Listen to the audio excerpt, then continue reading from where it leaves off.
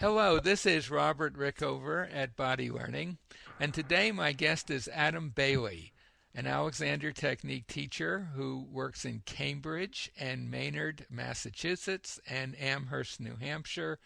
He's been an Alexander teacher for almost 20 years, and we're going to talk today about how the Alexander Technique can help people who are suffering from chronic pain. Adam, welcome to the show. Thank you very much. It's great to be here, Robert. Could you begin, Adam, by just providing our listeners with a very short description of the Alexander Technique? Well, first and foremost, the Alexander Technique involves a learning process. So when someone comes to see me, they become a student of the technique, and I teach them a set of skills that they can apply in their life and in their activities. And those skills, on a very simple level, have to do with reducing areas of muscle tension, areas of extra muscle tension, and aligning their head, neck, and spine. Mm-hmm. And I assume that most people who have chronic pain have mostly gone to therapists of various kinds, doctors or PTs or chiropractors or whatever. And our work, of course, is not a therapy. It's Yeah, an educational process. yeah. So the obvious question would be, what do we have to offer as Alexander Technique teachers that the various forms of therapy might not have? Well, that's a very good question. I think what we have to offer that's so unique is we help the student take responsibility for their pain. And what we help the student discover is that there is a certain kind of pain where it's really related to something that they're doing. So, for example, they may have to sit for long hours at the computer or stand for long periods or work with heavy objects or heavy machinery. And as a result of those kinds of activities, they may have, let's say, carpal tunnel syndrome or repetitive motion issues or sciatica or tension headaches, or that's just to name a few. And now the thing about the Alexander Technique is we think of those conditions as being related to the person's use, that is to say, the way the person is using themselves. And that's a big topic in the Alexander Technique. Mm-hmm. But I think we also need to make it really clear that not all pain is use related, Absolutely. and Absolutely.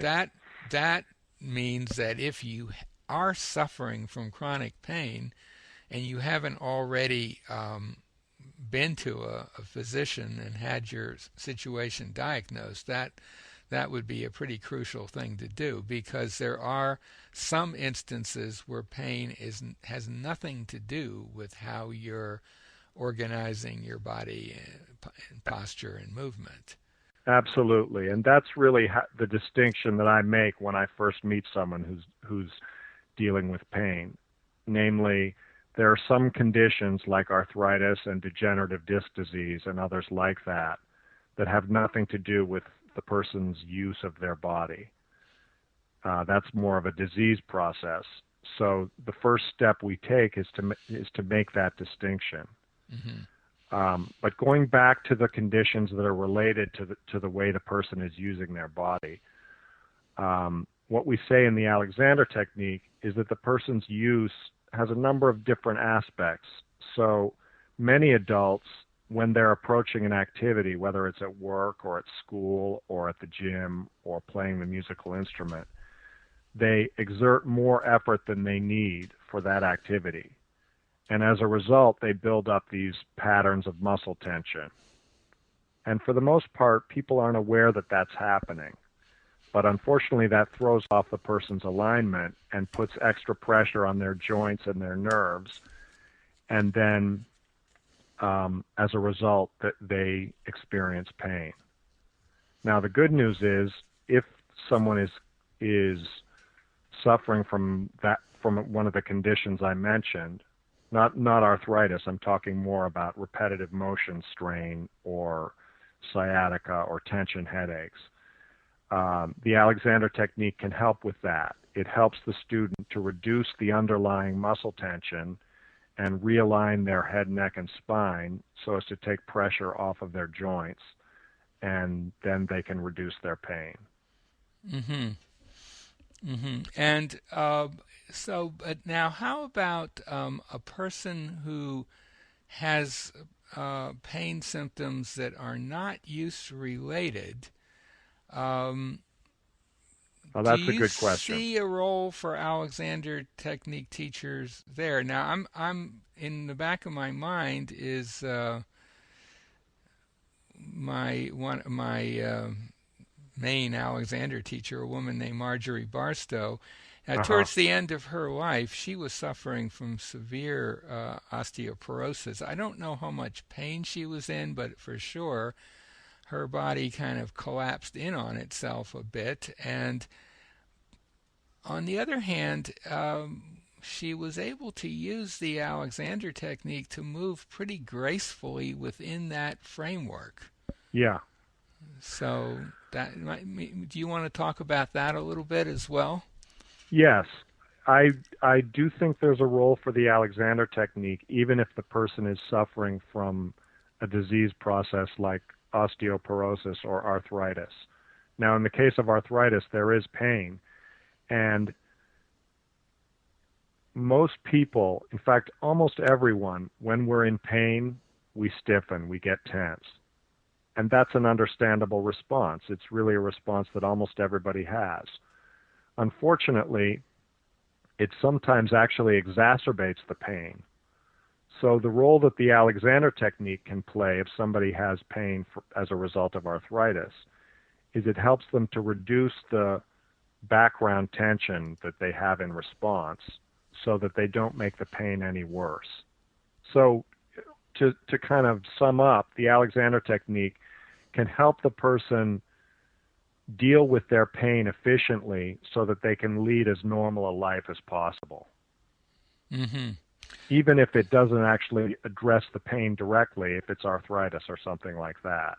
Right, right. Could you give an example or two of someone that you've worked with who was in pain and how you worked with them and what the result was? Yes. Um, Here's an example. I worked with a woman who was in her 70s, and she was a landscape designer who was semi-retired. And she came to me because she had pain in her knees, and she also had a painful hip.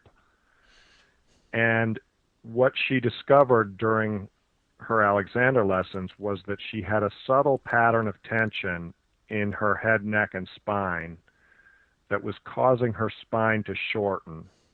So she was, without realizing it, she was subtly coming down onto her legs in her upper body. And that subtle collapse was putting pressure on her knees. And in addition, she also discovered that she had extra tension in her thighs and calves, and that was also putting pressure on her knees. So during the course of her Alexander lessons, she learned to realign her head, neck, and spine so that her spine could lengthen just a little bit upwards in relation to her legs and her knees. And so that took some of the pressure off of her knees. And then she also learned to subtract the extra tension in her thighs and calves.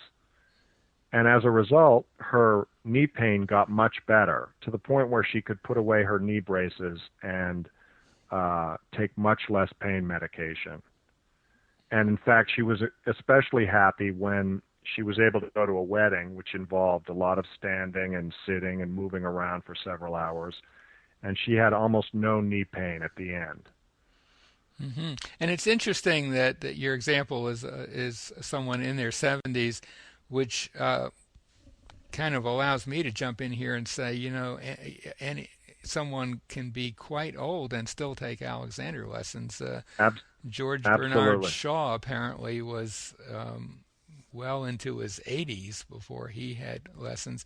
The other Interest. thing about that is that it sounds from the way you describe her patterns that maybe that was something that had kind of built up over many years Yes, and then finally kind of came to the surface in the form of actual pain symptoms. absolutely. Yeah, so she probably had been developing that pattern in her upper body over the years and hadn't been aware of it until eventually she started to feel something in her knees. Mm-hmm. But her knees were not really where the problem was, although Ex- that was where she felt the pain. right. That was kind of, I guess, probably the weak link in the system when she put pressure on herself somewhere in her body was going to absorb the effect of that more than other Yeah. places. Yeah.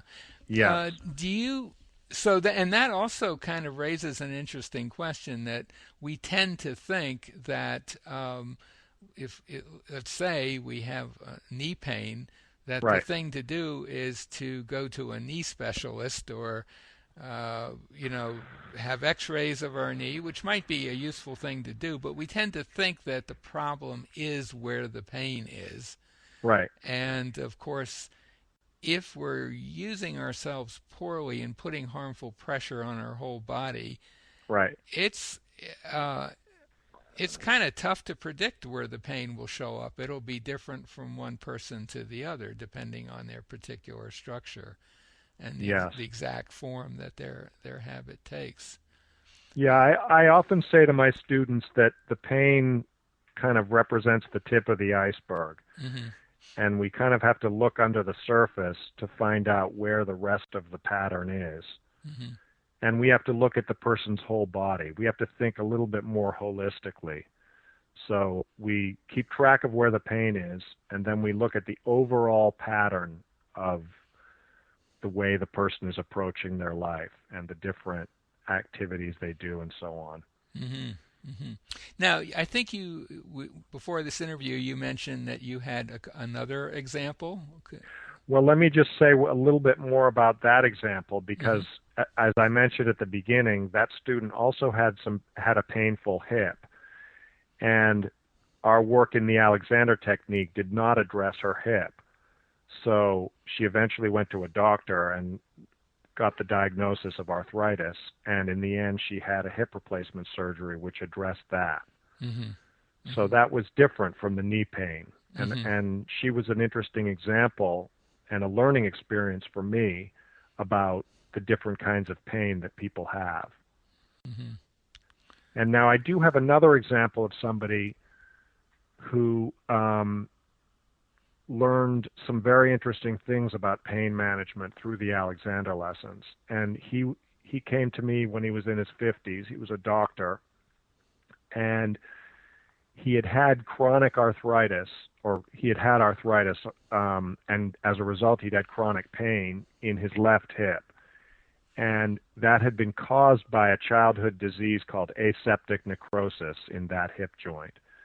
And so when he was 12 years old, he'd had to have a full body cast. He had to be immobilized for several months. And then some years later, he began to develop arthritis in that hip. And during the Alexander lessons, he went through 3 phases in relation to his hip joint and the pain. During his early lessons, in the first phase, he discovered that he had a lot of background tension that had built up in response to dealing with pain for many years. So, for example, he would favor his left leg and lean on his right leg, and as a result, his right leg was tense. And there was really tension throughout his body as a result of dealing with the pain. So, through the Alexander lessons, he learned to subtract some of that tension, and lo and behold, the pain got a lot better. So, what he learned was some of the pain was related to the arthritis, but some of it was related to his response to the arthritis and to the way he was using himself and trying to deal with the pain. So that was helpful. Hmm. then in the second phase of the lessons, unfortunately, his arthritis got a lot worse, and his pain also got a lot worse. And so he finally decided to have hip replacement surgery.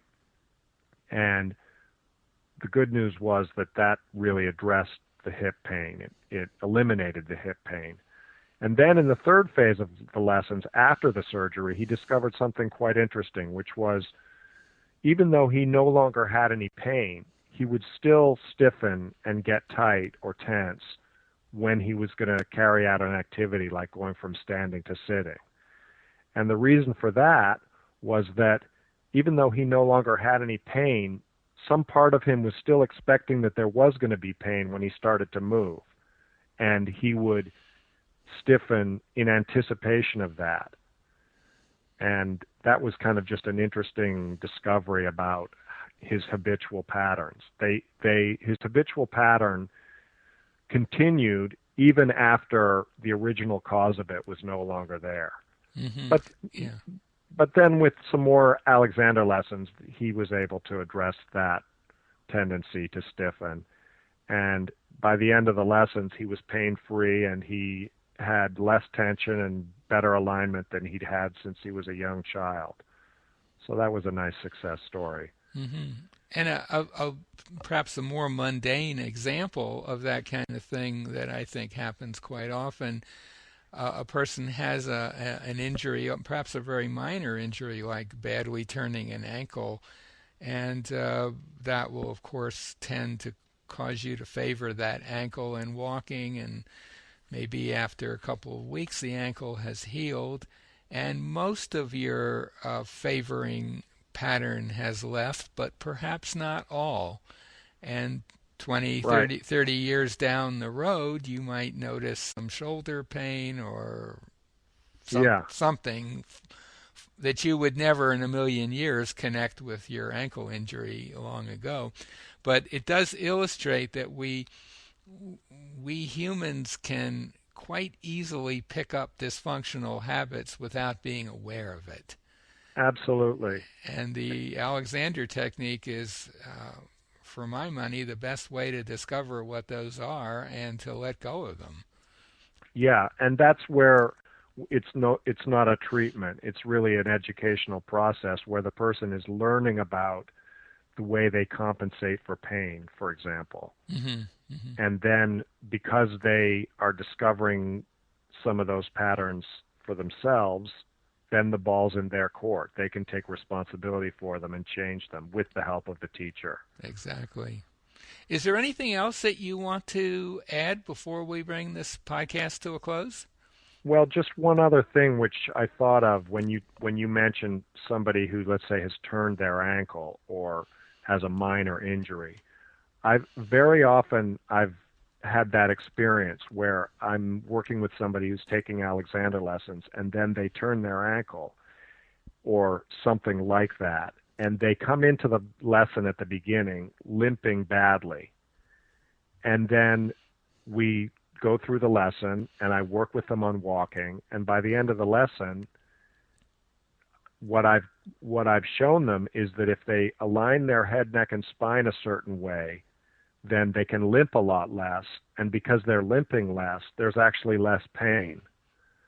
So again, that's a more, as you said, mundane example, but what it shows is if we don't overcompensate for the pain, we can actually make the pain diminish. Mm-hmm. Yes, I've had that experience as well. Yeah. With students.